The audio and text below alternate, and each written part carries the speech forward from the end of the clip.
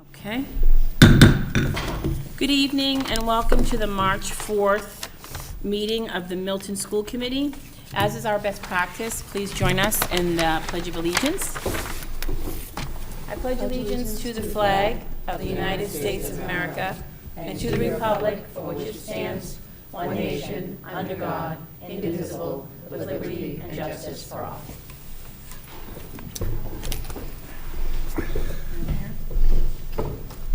Okay, looking at the agenda, anyone have any deletions or additions to make before we proceed? Okay. Anybody here for citizen speak? No? Okay, I'm going to move it on to Superintendent Gormley then. Thank you, Chairman Verla. I'd like to ask to join us at the table, Director of Pupil Personnel, Susan Maselli, Pupil Personnel Services. The school committee had asked to hear from our Director of Pupil Personnel Services, and I thought it was interesting. She's now entitled her presentation annual, so I guess she's going to have a place on your agenda every year. I loved seeing that. I think that's a good idea.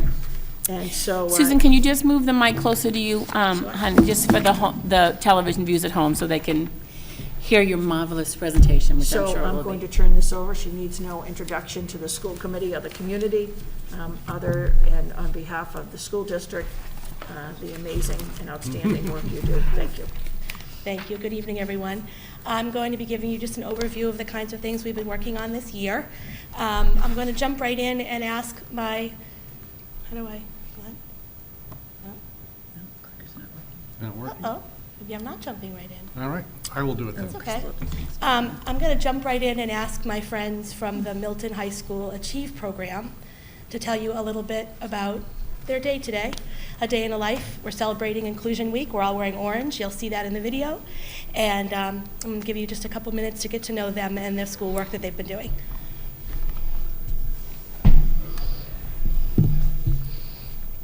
Oh, God. Uh-oh. Oh, God. Just change the, yeah.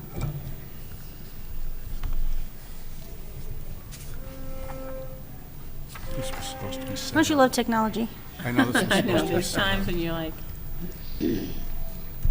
Mr. Chalkboard, you know?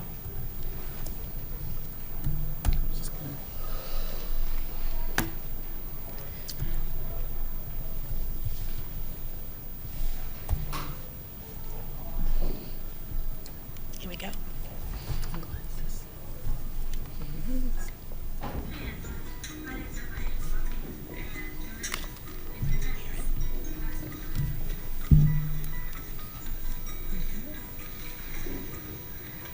Sorry. My name is Aiden Martin Chevry. And what are you working on? History. History, that's cool. What are you learning in history class? Worldwide depression. Wow. Aiden, what grade are you in? 9th grade. 9th grade. And where did you go to school last year? Pierce. Cool. And what's your favorite class? Science. Science. Cool. See you later, Aiden. See you later. Good day. And what are you working on? Typing. On the what? Keyboard. On the keyboard? Cool. All right. Bye.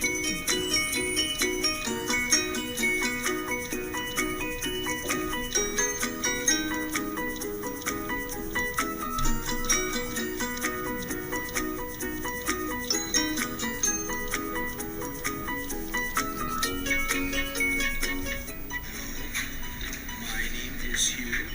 And Hugh, what grade are you in? I'm a senior You're senior. And when do you graduate? this year. This year. And where are you going to go next year? Miss Canty's class. Cool. And what sort of things will you do in Miss Canty's class next year? Going to work. Go to work. And do you get to go out to work right now? Going to work on next year. Next year. But what about this year? Do you go to work? Yeah. Yeah. What days do you work? Mondays. And where do you go to work? Winter Valley. Cool. Hi. What's your name? My name is Jack. Hi, Jack. Jack, what grade are you in? Junior. You're a junior. That's cool. And what's your favorite class at Milton High School? You take English and math and music and computer classes. Which one's your favorite? English. You like English? That's good. All right, see you later, Jack. Bye.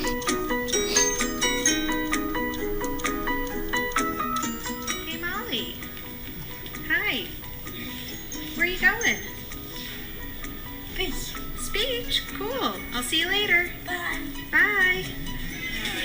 What's your name? Sanaya. And what grade are you in? 10th grade. And what are you doing right now? What are you doing? The treadmill? That's cool. And we're in the wellness center? Yeah, that's good. Working on our fitness, getting ready for track season?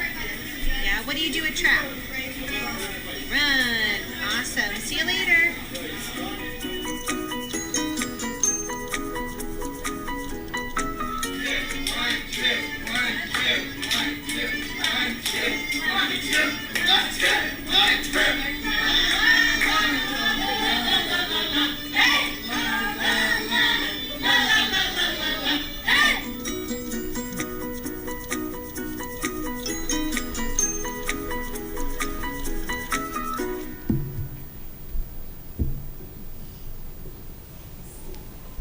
So I thank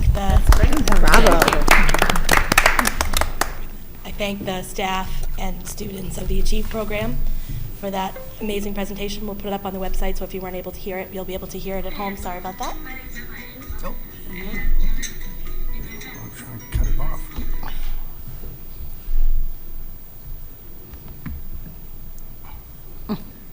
There you go again.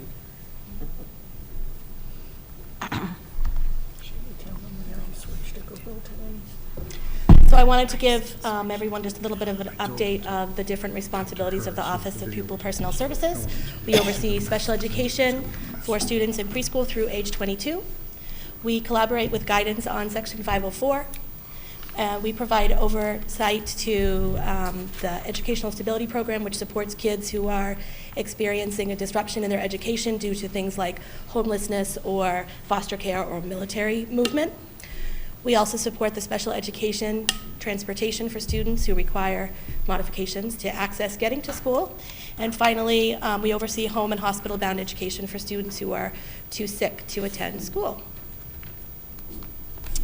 I wanted to give you a little bit of some information about trends in enrollment of special education students. So looking back from 2015 to present, based on district enrollment, and the 2019-20 is our year-to-date totals. I gave you also on the right-hand side averages of students, just so you can kind of get a comparison of where we are over time. You'll notice that we've had a pretty significant increase from last year to this year. I'm going to talk a little bit about where some of that comes from in a minute, but I wanted to give you some basic trends to look at. These are taking those trends and just breaking down by building or by out-of-district placement. You'll see that some of the programs at the elementary level that are larger are because they are housing our more specialized strands of self-contained and supported classrooms. We're going to talk about that in a little bit, but that gives you a general sense of where we are in our total enrollment. I wanted to give you a little bit of a sense of how over these same past 5 years, the number of students in each disability category is on an increase. You can see those trend lines for each of those colors show how each subgroup is changing over time. You can get a sense of what they look like in the last 5 years, and it can help us identify that we really need to look at specific areas of programming. For example, if you look at our students with health disabilities, so that's ADHD and those types of executive functioning deficits, or specific learning disability like things like dyslexia and dyscalculia, those are things that are on the increase. So we're watching for that, and we're making sure that we have appropriate programs in place to meet the needs of those students. I wanted to give you just a sense of the number of students who have moved into our inclusion programs. Those numbers are in the 20s. But across our more specialized programs, which are students who are either self-contained or accessing just a very high level of staff and building support, I wanted to give you a general sense of what those numbers look like, because these tend to be the students that then we have to talk about allocation of resources. To give you a general trend. Looking at the 504s district-wide, I wanted to give you a general understanding of where our 504 numbers are now. The elementary level 504 is supported by the special ed chair people at the middle and high school. It's overseen by guidance. Our total number of students with 504s is in the mid-200s. So when we add that together with our students in special education, we're talking about supporting about 20% of our students through modifications and accommodations, and that's just good to keep in mind in terms of overall growth in the district. May I interrupt you do you Yes, mind? ma'am. Sharon? Go ahead. Would you explain for the viewing audience, I think they understand special education and IEPs, will you explain what a 504 accommodation plan is? Sure. A 504 accommodation plan is a written document that is generated at a team level in which you have identified a student who has a special education disability category but does not require special education services, but rather accommodations. So accommodations include things like having frequent check-ins from their teacher, having preferred seating. It also includes accommodations for our students who are medically fragile. For example, a student who has epilepsy or needs an EpiPen or might need a physical support like a wheelchair. All of those kinds of resources and supports come out of Section 504. It's a very high level of protection for a student who has a disability, and it's generalizable across the community, so it's a great resource for families. We also support quite a few children who attend private school at parent choice, in town or out of town, and some of those students have 504 plans and are able to access those accommodations as well. Can I ask you this question when you just mentioned, I never knew that about private. So if someone is in a 504, like if they go to, I don't know, St. Mary's or St. Agatha's and need a 504, how does that school accommodate? So say it's say it's like a health issue, like you talked about. I mean, I know this personally. Like my daughter was a type 1. She was on a 504 since 2nd grade. But I mean, if they have a student that has epilepsy or type 1 diabetes or whatever, I mean, how do we accommodate their 504 plan in their daily, if they're at Milton Academy? Can you speak? I just don't understand So that. our responsibility would be to provide the evaluation procedure and list of accommodations that were appropriate under Section 504. And then we typically work with the private schools if they need support and how they might implement that. There's a wide range of how that's implemented. I see. Some schools are very comfortable with many accommodations, especially around preferential seating or extended time for testing. Some reach out to us and use us as a liaison, and we talk Just about for ways like to guidance accommodate and kids. mentoring of how to handle it. Yeah. Okay. Thanks. I didn't know that. Okay. Great. Any other questions related to 504? Thank you. Okay. So I wanted to talk a little bit about the continuum of services that we're offering in the district. And this first slide talks about how most of our students access support through what we refer to as our learning centers or academic skills, academic support labs. I will say that Milton is a pioneer in inclusion, and when you look at the state averages, our inclusion rate is very high. We really support most of our students in an inclusive setting. And that is done by a variety of people who can provide co-teaching, coaching, supporting, push-in services related to content area exposure, related therapies like speech and OT. And that happens across all levels, all grades, all buildings. Most of our students in special ed are supported using this model. But each one of our buildings is housing a different strand of special education support. So you can see that I've got 4 rows, preschool, elementary, middle, and high, and the 4 largest strand areas that we really support kids that need a higher level of support from the students I was just referring to. So for our autism-related program, we have integrated and sub-separate preschools at Cunningham. The elementary programs are housed at Collycott. We have New England Center partner classrooms, as well as New England Center cooperative classrooms. Those are programs that are children with autism. At the middle school, we have 2 programs currently supporting kids with autism. We have our NEC program, which was new this year, an extension of the Collycott program, and REACH, which has been a longstanding and successful program in that building. And as students come to the high school, if they're still ready for a high level of support, they can access support through Achieve. You saw some of our Achieve students in the earlier video.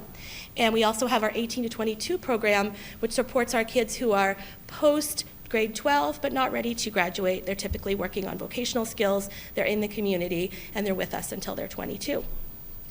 Our language-based strand is something that we talked a lot about last year, and we appreciate your support of building the co-taught strand at Glover, which really talks about making sure kids with specific learning disabilities are getting the supports that they need. That extends to the middle school this year with reconfiguration of the team taught model to include language-based supports across all 4 contents for kids with this profile. And then as they get to high school, we see a gradual transition to less co-taught and more academic support as the kids are able to use their compensatory skills. Social and emotional is an area that we're going to be continuing to talk about in terms of the mental health and behavioral needs of the kids in the district. We want to make sure that we're supporting them when they're very young, so our integrated preschool is able to provide a lot of support for that group. As we look at an elementary, those students are supported at the STEP program at the Glover School. Most of them have a high level of inclusion, do a great job accessing the curriculum, but need social, emotional, and behavioral support throughout the school day to feel successful. And that extends to our SMLC program at the middle school, which again is designed to support social, emotional, behavioral health needs. Those students are also fully integrated or receiving some small group instruction. It's very individualized, all of our programs. There isn't a cookie cutter model for anyone, and the IEP team drives exactly what services a student receives. Finally, this year we introduced the Bright program at the high school. That's a hybrid program for students in general and special education. So we have a lot of students who are not in special ed accessing supports there, returning from a home hospital, returning from an injury, returning from illness. And we also have a lot of students who have more significant level of behavioral health need, and they're accessing that classroom when being in a larger classroom is a little too much. And they're also using that to preview and catch up with work and try to keep up with grades. And that program has had a nice start this year, so thank you for supporting that. And finally, the strand that supports our kids with developmental, communication, cognitive deficits is at Cunningham Elementary School. We see students coming out of our preschool and filtering into our collaborative classrooms, which are co-taught classrooms for kids that need a high level of academic support due to their learning needs and learning profile. As they age through to middle school, they often might participate in the REACH program, and you'll see, again, a high level of support for academic readiness, foundational skills, working toward really just being more prepared for the academic rigor. And as they go to high school, you might see some of them go into co-taught classrooms, but you also might see them in our Achieve program and then our 18 to 22. Yes? Can I ask a quick question?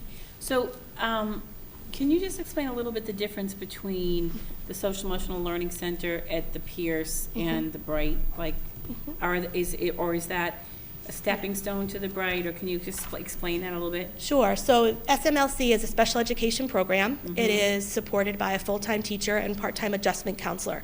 Students in that program may go to team taught or small group or regular general education content area classes. They typically are able to do much of the curriculum. It's more about the social emotional needs that they have throughout the school day. So they might go back to SMLC and check in, or they might have a structured block of time where they're there working on projects or review or some compensatory skills that might support their access in the classroom. When you get to Bright, it's a hybrid of general and special education students.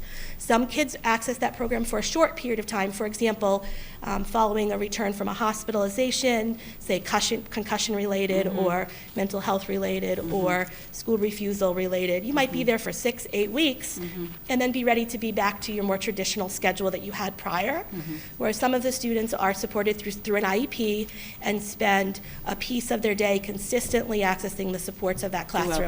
Throughout the year, it's like part Throughout of the year. their academic schedule, right? And that classroom can offer kids small group instruction to access some of their content classes when they're feeling overwhelmed about doing it in a large class or at the faster pace. Okay, great. Can I ask a question? Go ahead. Yeah, Member So are the collaborative classrooms at the Cunningham grades K to 5, are they sub-separate classrooms, or are Nope, they they're inclusive classrooms? Fully integrated classrooms with a full-time general and special education teacher. Okay. The special ed teacher can provide in-the-moment classroom instruction, but also the flexibility to take those kids and maybe Do some, work right, over here for small a few group minutes work. on a No, remedial that's skill great. Yeah. without having to leave. Yeah, Great. it's a nice model for that Really group. nice model, actually. Yeah, it's a great model. Thank you. Any other questions about this one? So this year, I've tried to focus on some staff development that's come out of a variety of resources that we have been collecting. One of the things that, given the new Medicare changes, we've been doing some training for staff related to that. This past year, I've introduced job alikes for the related providers like speech and OT and PT and the BCBAs and the psychologists, so they can have an opportunity to work together. That builds consistency across the district. It gives them an opportunity to work with people who are similar to them, who they may not interact in their daily job because they're the only one in the building. That's been a nice growth for them. They're also working on things like entrance and exit criteria for related therapies. My team chairs spend Wednesdays with me. We talk about everything from how to develop a good IEP to how to assess students and determine eligibility. That's been an ongoing PD I've offered this year to my team chairs. And then we were able to offer a few 10-hour strands in alignment with the contract requirements for teachers. I did an IEP boot camp for general education teachers, and they had an opportunity to come and learn about what an IEP looks like, how they can participate in a team meeting, how they can learn how to look at accommodations and decide what would be helpful in their classroom in terms of asking questions in the meeting and then feeling confident implementing accommodations in their classroom. I did a second 10-hour strand for co-teaching. It was an opportunity for a special education and a general ed teacher who co-teach to come together and work on curriculum development and look at the 6 methods of co-teaching and talk about which one are we going to use and why, and really have some planning and meaningful conversation. Preschool has also been doing PD. We talked a little bit about that when we were here earlier this year, related to eligibility, entrance criteria, and what is the general curriculum mindset for the preschool. At the high school special education level, they've been working on testing, eligibility, and learning how to use assessment tools to drive IEP process. And finally, the preschool team has been in year 2 of the social competency curriculum, looking at cultural competency in the classroom. Any questions about the special ed staff professional development? I have just a quick one. Yeah. I love the idea of an IEP boot camp for general educators. Yeah, yeah. It's kind of eye-opening to me. I mean, I know that when in teacher training that I'm assuming that teachers have to deal somewhere along the line in getting a master's. Yep.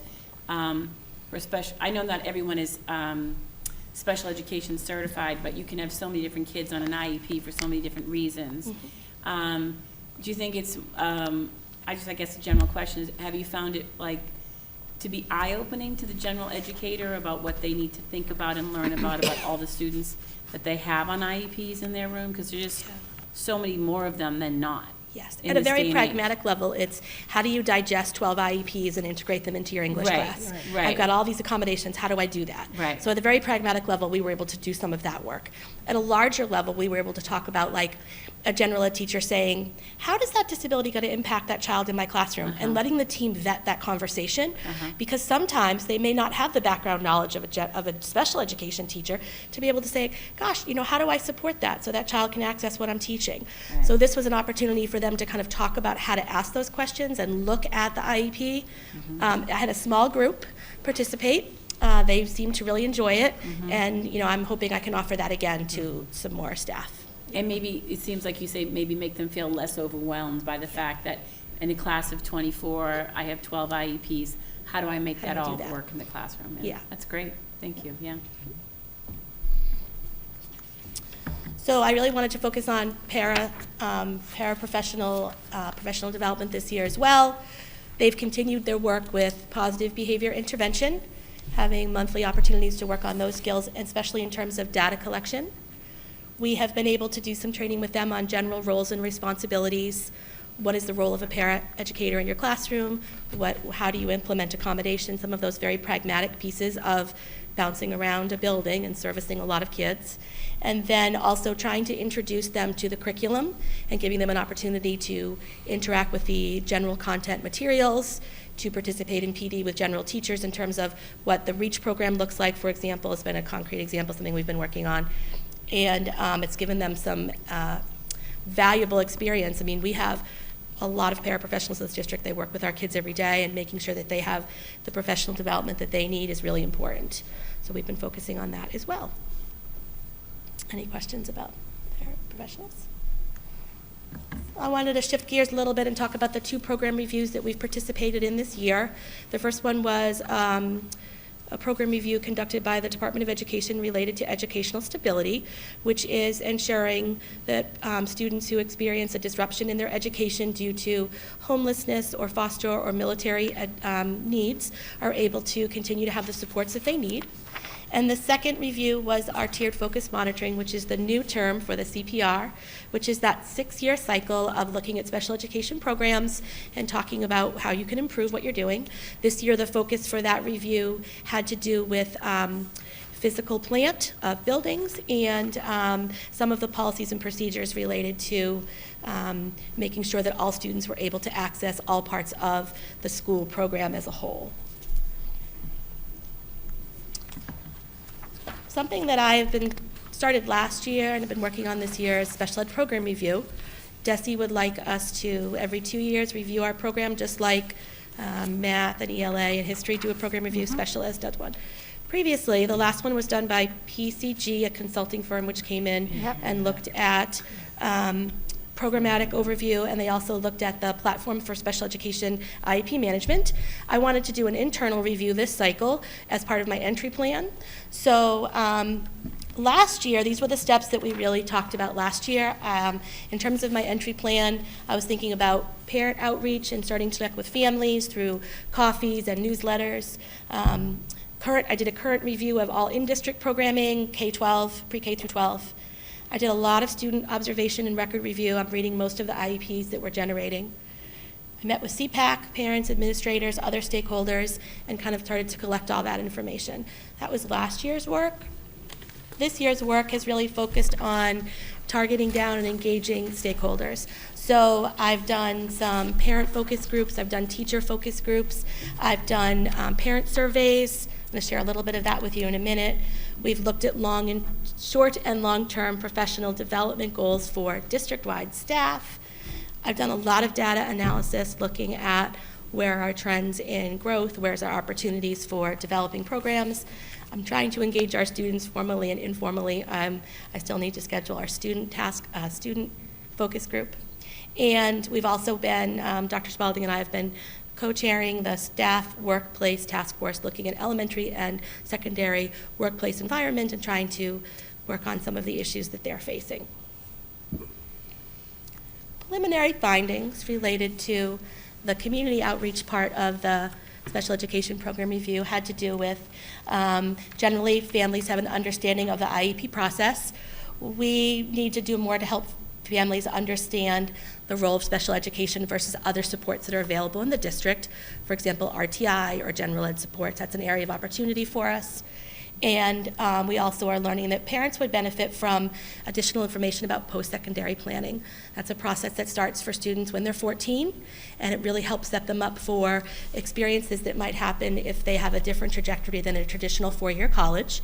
We have a lot of students that would benefit, a lot of families that would benefit from support in that area. If you're a family watching at home and you haven't had a chance to participate in the survey, the link is here, so feel free to log in. It's still open. I'd love some more feedback. Preliminary findings from the staff outreach, which included general and special education staff as well as support staff. They feel really strong connections to families and their colleagues and each other. They did express the need for professional development in the area of assessment. They really would like to have more conversations with us about what district RTI looks like. And they really want to have more of an opportunity to connect with their general ed counterparts. So those are the things that I'll be thinking about in You coming. mentioned, just as a point of clarification, you mentioned RTI in both the last 2 slides. Can you explain what that means for the people? Sure, RTI is the response to intervention. It's the mindset that even that every student needs an opportunity for support along the way, and that there is a tiered level of way that you intervene. There's the general classroom content, and then there are students that can receive additional supports. For example, in Milton, that might be a reading specialist or a math coach who comes in and provides short-term intervention to support a specific skill, and then allowing kids to continue to access the regular content. That is something that's a general education support to all students under the mindset that we teach how they learn, we teach the way they need, and we can modify our instruction to meet their needs as you're going. Thank you, that's a good question. Preliminary findings for my overarching thinking about special education in the district. I think IEP mandates are very clear to staff. That piece is working smoothly. Special education staff are amazingly dedicated to the families and the kids in this community. They really, truly want what's best for all the students who live here. There is some clarity amongst them and the larger community about which building houses which type of special ed program.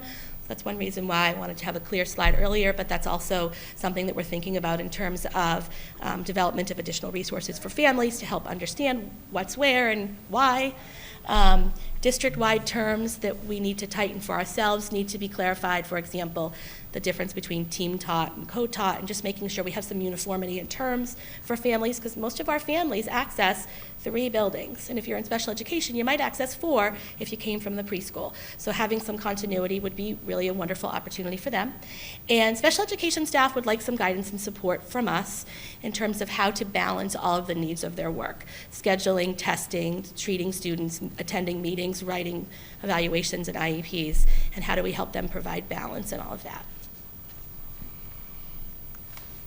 So next steps for me in terms of the program review are going to be to complete the focus groups for students and administrators.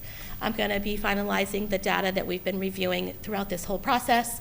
The special education task force that I mentioned are going to be making some general summaries of information, and at that point I'll be able to present my findings to you and the superintendent in terms of this program review. My target for that is the end of the school year, and we'll carry our decision making for the next couple of years. I really want to thank the students of the Achieve program and the Milton CPAC, which is the Special Ed Parent Advisory Council. And I'm very appreciative for your time, and it's been a really great start to the Milton community, and I feel very fortunate to be here. I don't know if you had any questions for me. Member White. Well, we are very fortunate to have you here as well. Susan, if you had the space, and I know we don't have space right now, but if you had space, what other programs might you choose or think that we could develop, bring kids here in the community who might be at out-of-district placements? Where could you see a program need? So while we do have the SMLC and the BRIGHT program, they are not comprehensive enough to address the needs of all of our students with a higher level of mental health need. So if we think about growth, we really truly would be looking at 6 through 12 mental health supports for kids who are typically very high achieving, can access wonderful curriculum opportunities here, but need a lot of support to feel good about the work that they're doing. That would definitely be an area. Special education staff and related providers, like, for example, adjustment counselors, guidance counselors, who have training in cognitive behavior therapy and the things that allow those students to develop the compensatory skills to get back to class. That includes students who experience a high level of school refusal, students who experience a high level of home disruption and frustration due to things like divorce or changing family environments. Those kids often have trouble in the post-secondary years, in the secondary years, because they're trying to balance home and school and mental health, and the combination can be really tricky.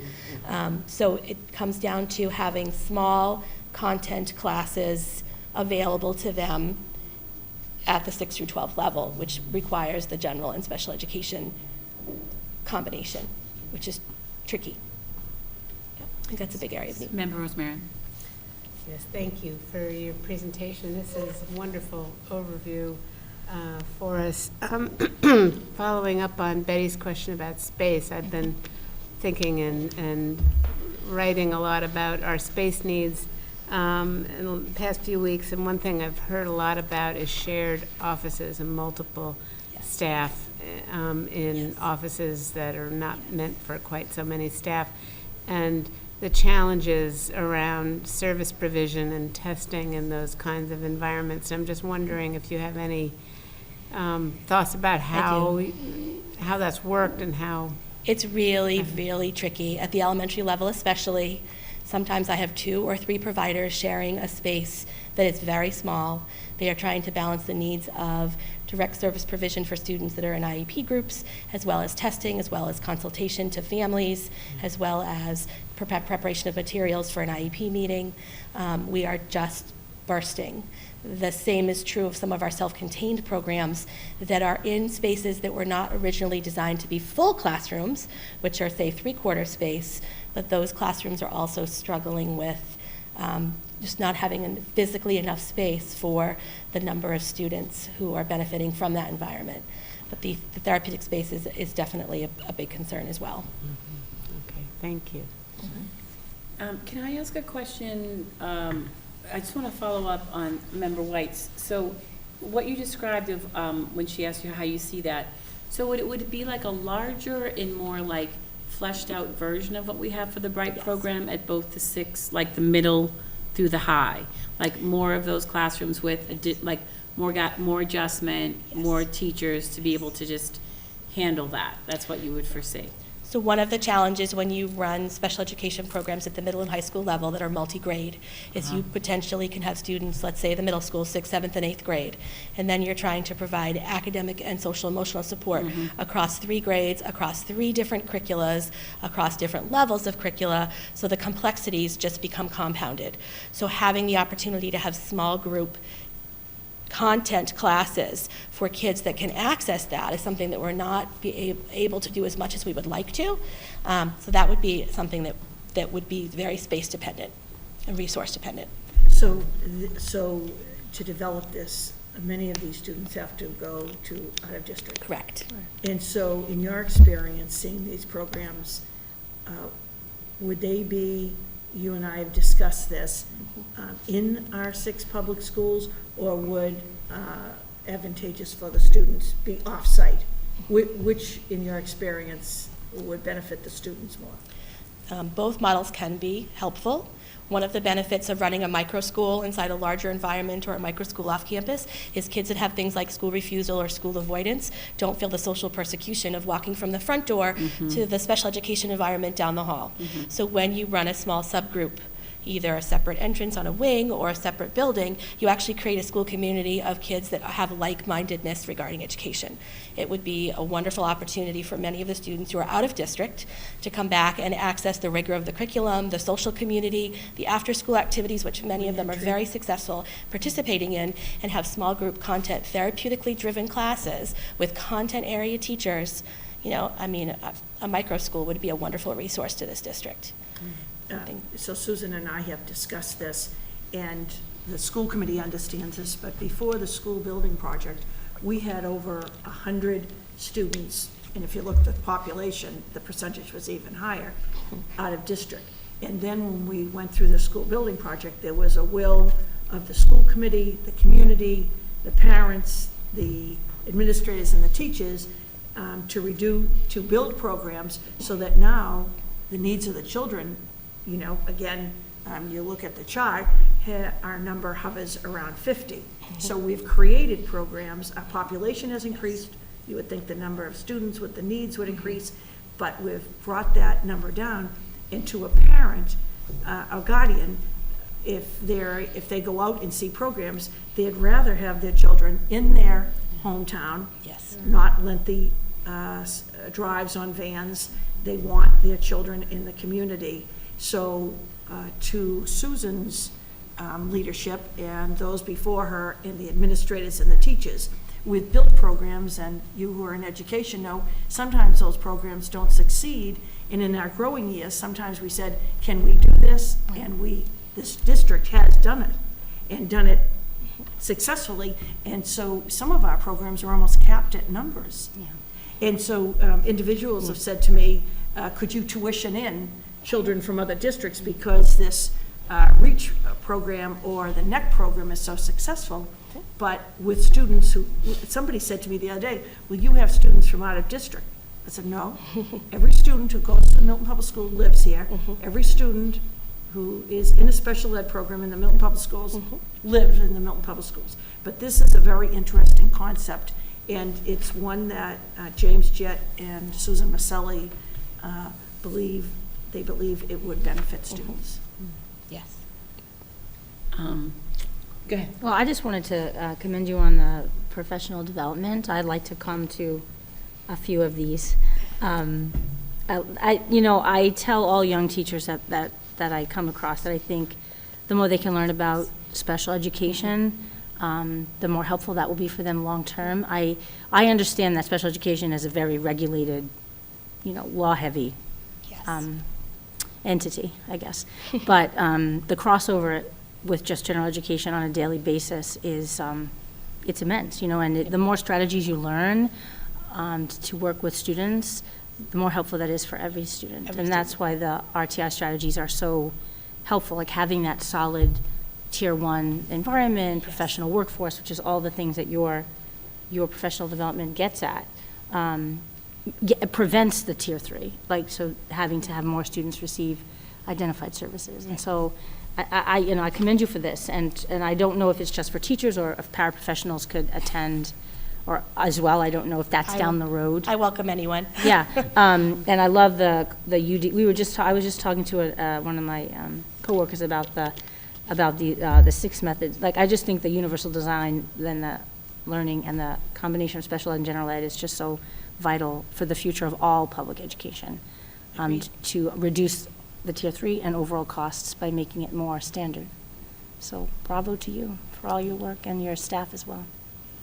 Thank you.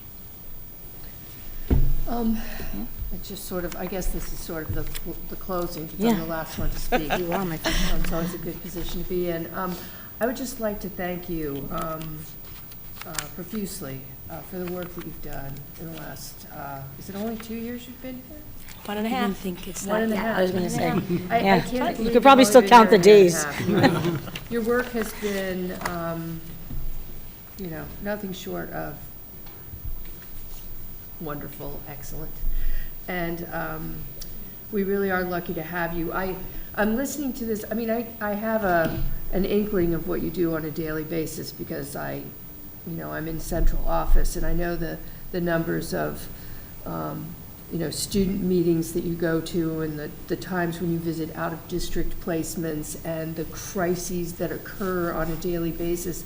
And I can't believe that you were able to do all of this, all of these folks. I'm like, when does she have time for focus groups and PD and so forth? So, your efforts have been Herculean, and we all benefit from that. So thank you very much. We are fortunate to have you in the district. I feel truly blessed to have such an amazing support system at central office, and the principals and the special education staff.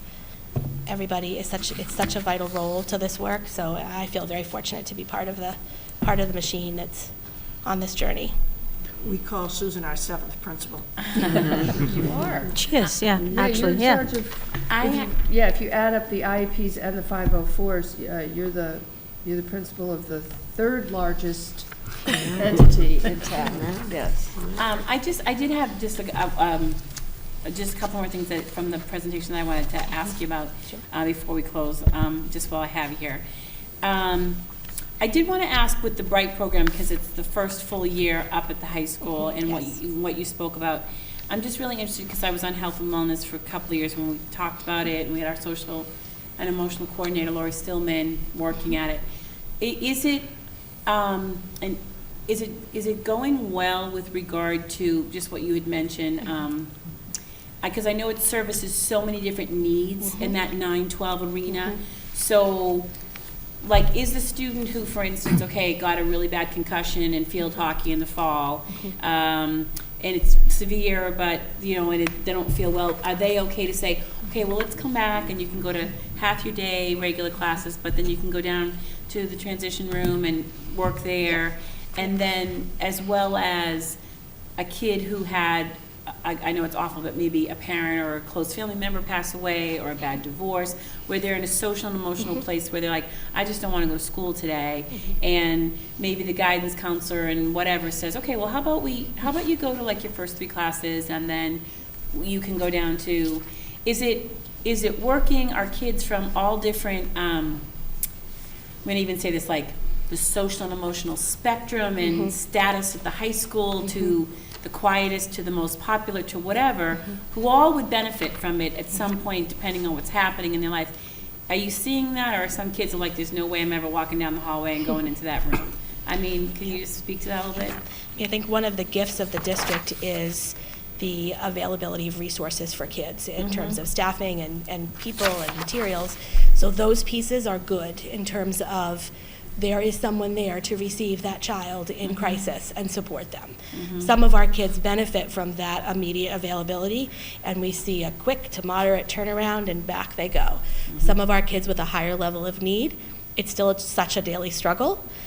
So we've had mixed results, but pleasing results in terms of many of the students, and just amazing opportunity to continue to develop for the rest. Lots of kids have stepped through that doorway this year. Yeah. Some have launched, and some we're holding on to a little tighter. It's very individualized. That's great. And just to reiterate what you already said, that it's not a special ed. Yeah, it's not. Right, And, yeah. and that, what Combined, it's a and so what combined I sort mean of by that is program. that the student body knows that, right? That the Bright program, the anyone transitions room, is a place where, like, like there's something going on at home, or physically I'm not, I have a terrible fractured leg and I just can't, the pain hurts and I can't take the elevator and go up and down the crutches and whatever, and I just need to be there the last 2 periods. I mean, that everyone knows, like, well, that's a really good option, an alternative for you to kind of come to school, not miss school, not get too behind. That's, and that it's everyone goes. It's cool. Just like everyone goes and hangs out, in the field house after school and gets whatever, you know what I mean? Like, just it's a good place for you to go. So just that the school environment and atmosphere, like, that's cascaded out, that hopefully it's not, I don't know even like, but stigmatized, but that it's a good, positive place for the I don't environment. believe that's the experience that the great. children would describe. That's great. No, I That's don't. great. I think that they I'm would, glad. they would identify it as a therapeutic, safe place. Yeah, that and they know feel that that's a comfortable good thing to accessing. have. Yeah, Yep. yeah, that's awesome. Yep. Okay. And then the last thing, and I'll let you go. I really liked that on your preliminary findings for community outreach, that Milton could do more to help families understand the role of special education versus Sort of like the Bright other program. supports available in the district, and the families would benefit from additional information for post-secondary Yes. pinning. But, so, can you speak a little bit to, like, what you could do, like, in the, in the near future, in the upcoming years, to educate about special ed? Just because in general, it, as Margaret said, it's legally very complex, and the mandates in the district, the parent community there's that whole piece of it, Yep. that of what we need to do budgetarily, for our needs. And then also too, like, when you enter the Milton Public Schools and then all of a sudden you have a student that's going to need special education, I'm going to use my own experience. When my daughter had a physical, all of a sudden, diagnosis, and she was a sophomore, second grader, I had no idea what to do. And I had a best friend who was a special education teacher in Needham, and I called her up, and she walked me through everything that I needed to do in the district. But, and even when I've the couple of sessions that I've had, we're talking to CPAC, like, giving the information out to the parent community. I mean, there's some parents that are going to enter the community, and they know they're going to need special education services for their kids. But, like, I don't know if, like, kindergarten information night, first grade information night, you don't even have to go a deep dive. But to know that this is a piece of it, this is what it's here for. Like, if you feel your student may need it, this is because it's very intimidating, it's very overwhelming, it's very complex. Like, and I don't really think that there's been a lot of, like, info nights where, like, we have this, like, killer first grade night and kindergarten and pre-K night, and even class study night at the high school. Not so much on, here's special education, here's how you maneuver your way through it. So I have had the opportunity to do the preschool and kindergarten information nights last year and this year. Oh, that's great. And we've started to integrate some of that information into that presentation, That's great. taking feedback every year and refining what we talk about and how we talk about it.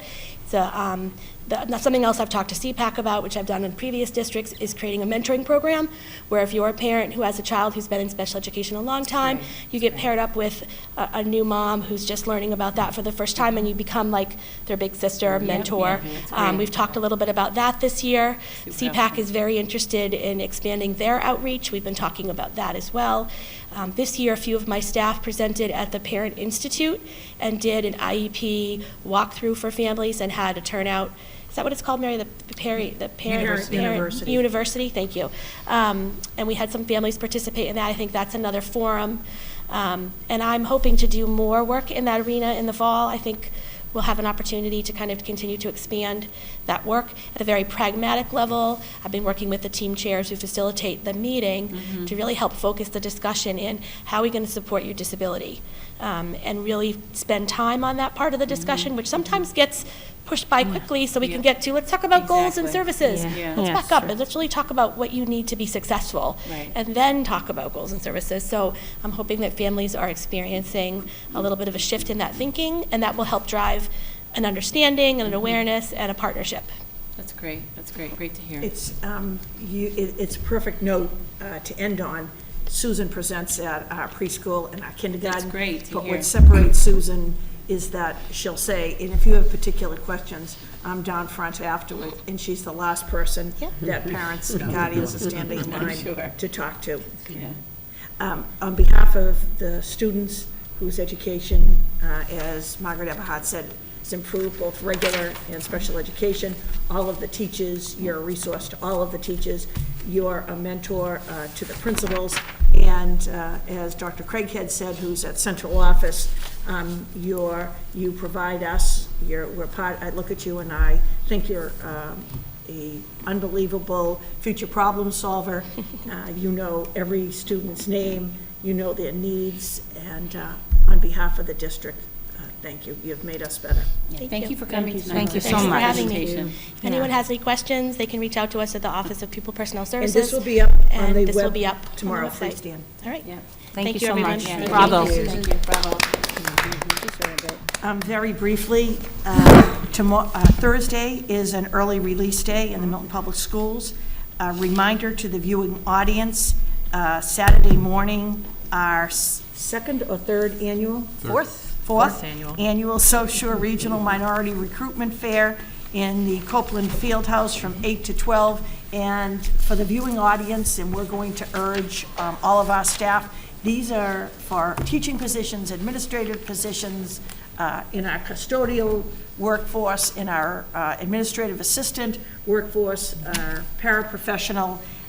If people would, the flyer is on the web, share that with friends and relatives and encourage them to come that morning. Do you have 26 different communities and entities? 25 communities, yep. Will have booths at this job fair.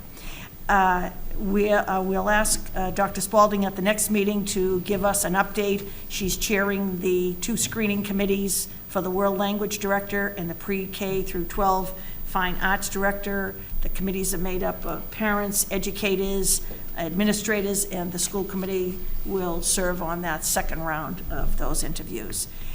This Friday, very exciting, several of us in the afternoon are going to go to the Massachusetts Music Educators Association Conference, and at their noontime luncheon, the Pierce Strings Ensemble has been chosen in a competitive competition to entertain. And then we're particularly proud of Coleman Rose, who entered an original work, and later in the afternoon, he'll be performing as he won the competition. You all know that March is Music in the Schools Month here in the Milton Public Schools, and Youth Art Month. There's a series of concerts, art fairs that will be widely publicized. So it's an exciting month. And Ada Rose Marin, member Rose Marin, had asked me just to speak briefly. Milton Public School parents are aware because they've received communications from central office. But very briefly, I did receive a few calls from residents with suggestions on how the Milton Public Schools should deal with the coronavirus. First, everyone should understand that this is fluid. Anyone who's reading the newspaper and listening to the news, we take our directives from the Massachusetts Department of Public Health and the Center for Disease Control and Prevention, and Carolyn Kinsella at Town Hall, who heads up our health department, is in close communication with us. I have to recognize our new head nurse for the Milton Public Schools, Kim Coughlin. Would you agree, Dr. Pavlicek, Dr. Spalding? She is in hourly contact with us. And very briefly, for those listening, We put out a letter. We will continue to communicate with the parents and teachers and our staff and the practices and procedures. To summarize, we have our custodians wiping down every one of the student desks, as an example, after school every single day. We're coming from the bottom up, from the staff, everything from PE equipment to the lunchrooms, heightened, and again, this is all good practice that we want to always continue. We're urging parents that their child has to be fever-free for 24 hours without medication, for them to be enabled to come back to school. They have to be free of vomiting or diarrhea for 24 hours before they can come back to school. A child should be able to participate in a daily routine of curriculum and phys ed, and a physician's note is required in all instances to return to school if they have had a contagious disease. Again, these are all good practices, but just heightened in reminding parents. From the CDC, we've been asked in the schools to remind everyone, avoid close contact with people who are sick, avoid touching your eye, nose, and mouth, all things that you're hearing on the news and reading about. Stay home when you're sick. Yeah, stay home Yep. when you're sick. I'm going to say it again. Wash your hands. Stay home when you're sick. Cover your cough or sneeze with a tissue. The cleaning and disinfectant on touched objects. To the point, I want you to know the high school principal is working with the head custodian and students who are wearing gloves and wiping down every doorknob in Milton High School after school every day, in common areas on doors. Wash your hands often with, this is all good practice, Yeah, soap and with water. soap and water for at least 20 seconds, especially after Sing happy using the birthday. bathroom. Sing happy Sing birthday. happy birthday slowly. Excuse me? Twice, sing happy birthday twice. Before Yeah, eating right. and after blowing your nose. If a room doesn't have a sink in the Milton Public Schools, we're putting the sanitizer? Hand sanitizer. The hand sanitizer in the room. I'll post this letter tomorrow that has a series of links in it, and our school nurses are available for any questions, and any questions they can't answer, because again, this is fluid and changing daily. They refer to Kim Coughlin at the high school. So I appreciate Member Rosemarin mentioning this letter, and we will continue to communicate with the families and our staff.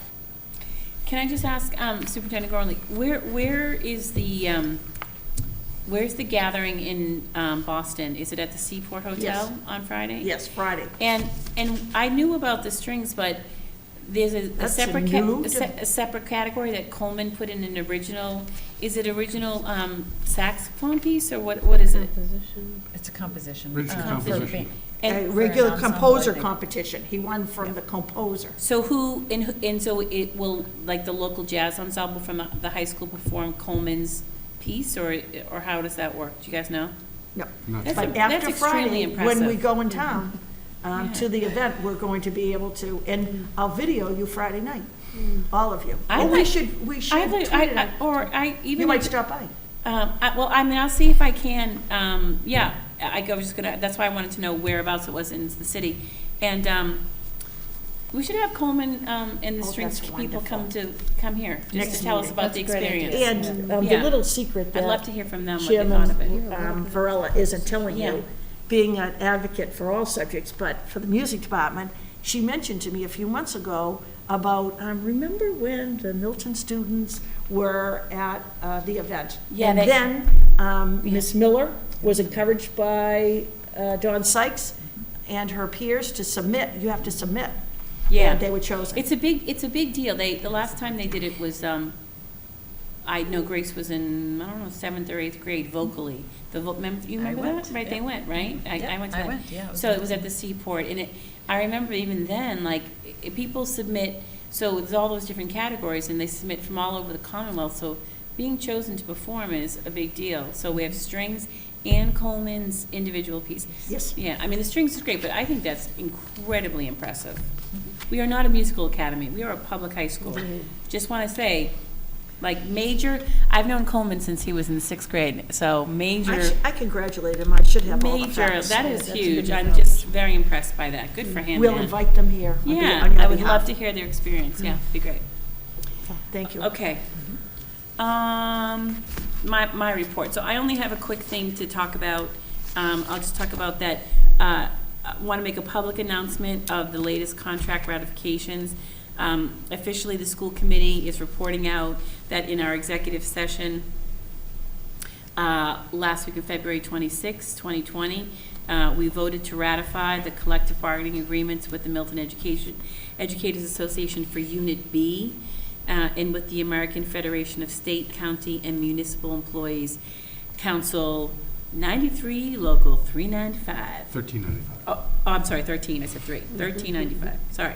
So, and I have to, on behalf of our entire school committee, we have to throw out a huge round of applause, immense thanks to Dr. Craighead, Dr. Donahue, who's at the Glover Science Fair tonight, because both his daughters are in it, but lots of long hours, hard work, along with Superintendent Gormley and Dr. Pavlicek. But lots. And Dr. Spalding. And Dr. Spalding. Oh, sorry, I didn't realize you were in those two. I apologize. So all three of our superintendents.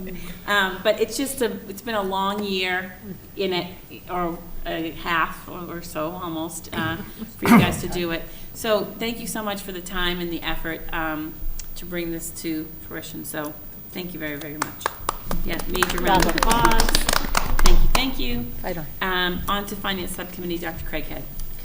Okay, so the first item is the FY21 budget. Yesterday, was that yesterday? The Finance Committee, Subcommittee of the School Committee met, and we discussed where we were in terms of the budget for next year.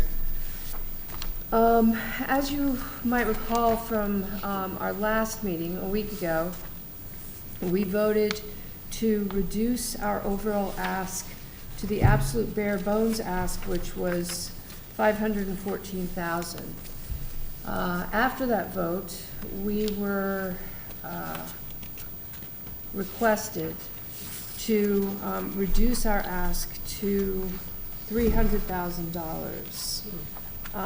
And what we voted on yesterday was to allocate $300,000 to go toward 4 additional teachers from that original request. So all we're asking for is 4 teachers. We realize that we need a bus. We do need a bus. We absolutely need a bus. We realize that parents are going to be upset about this, but the truth is that if we have to decide between a bus and teachers in front of the students in the classroom, then we have to decide on teachers. So we've decided to allocate that money toward 4 teachers, which is in the neighborhood of $300,000, maybe a bit over that. But that's what we voted to recommend to school committee from the finance subcommittee yesterday. So I'm going to make a motion, here it is, to approve the recommendation of the finance subcommittee that should $300,000 be allocated to the schools above the amount needed to roll over the current staff, it will be used for 4 additional teachers from our request list. I'll second it. Thank you. Is there any discussion? Member Rosemary. Yes, sir, there has to be. So it will be used for 4 additional teachers, even though it says 3 on the Yeah, table? it's 4. That was written incorrectly. Okay. So how does that relate to this other sheet, requested budget additions? I'm just trying to. Yeah, I understand that. So we looked at those requests, and there are several things on there, like the bus and the extra money for the clubs and activities at the high school and so forth. And we decided that the funds would best be spent on teachers in the classroom out of those positions.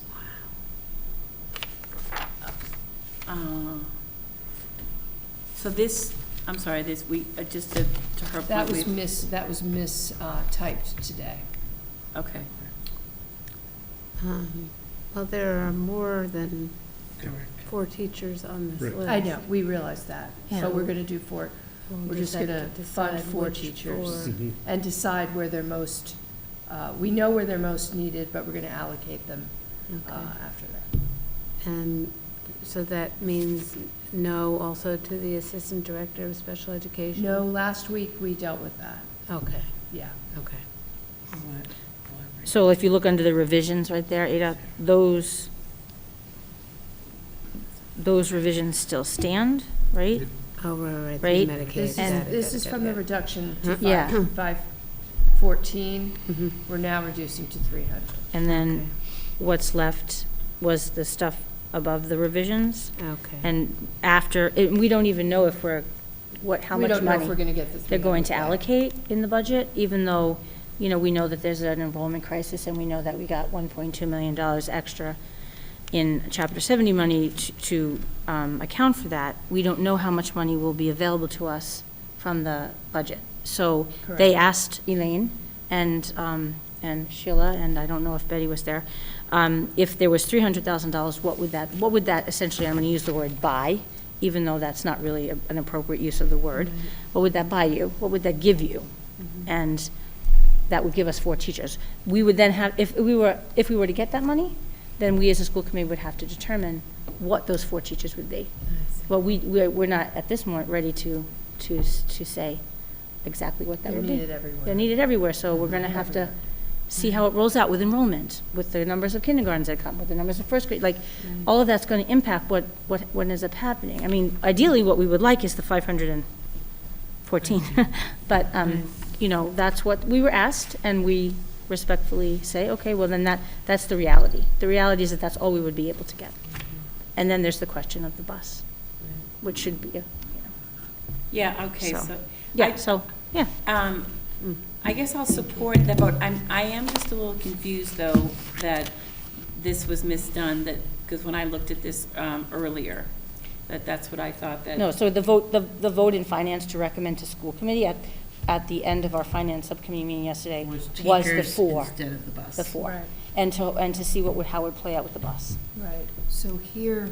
I have the this- minutes Yeah, so here Okay. this was Here. mistyped. Okay, okay, from the And so yesterday. that's what it should look like. yeah, Okay. okay. Can you repeat the motion then? It just, it says, instead of what it says for the last few lines, it just be used for 4 additional teachers from our request list. And then just leave off. Leave off the An additional mistyped bus. stuff part. Yeah, the motion was 4 positions. Okay. Okay. Okay, any further discussion? All right, all in favor? Okay, that's 5, 0. Thank you. Oh, and approval of the vendor warrant.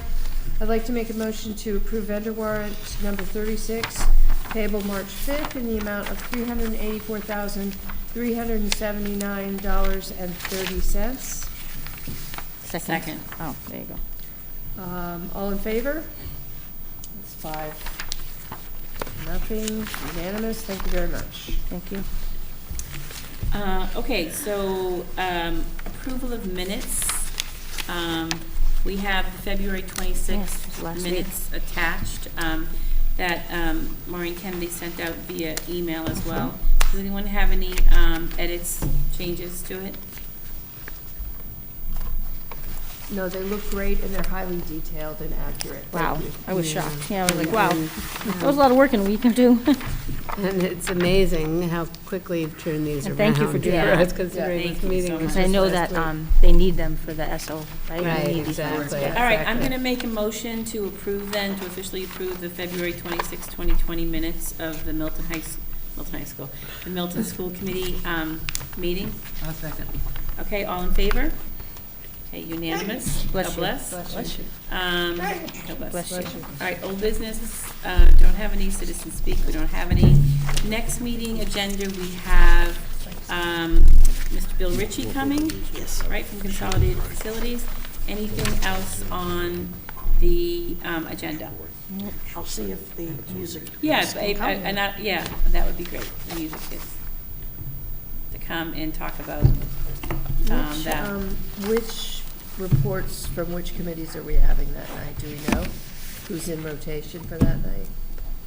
Would you meet with when's the Health and Wellness Next meeting? week, we'll be able to Okay, have a we'll put that report. on, okay. And, the transportation, we don't meet until after that, I don't think. There will be a facilities, won't there? We're meeting next week, yeah. Okay. Great. And I'll check about policy. Yeah, we should, I think that, we'll probably check to maybe have a policy meeting on the 18th, if all our schedules align, from 6 to 7, for our monthly meeting on the 18th beforehand. So we might have some things to report out, so we can put it on the agenda, and if it needs to be struck, we can strike it. Makes sense. All right, then I am going to make a meeting to adjourn. A motion. I don't think we've adjourned and not to executive session I know, so it long. feels weird, we're gonna. So I just need a second in favor. I don't need to individually do adjourn. it, right? It's been so long since I Right. just adjourned normally. Yeah, just adjourn Okay, normally. I'm gonna make a formal motion to adjourn from the tonight's March 4th meeting. Can I have a second? Second. Okay, all in favor? Aye. Okay, we're concluded.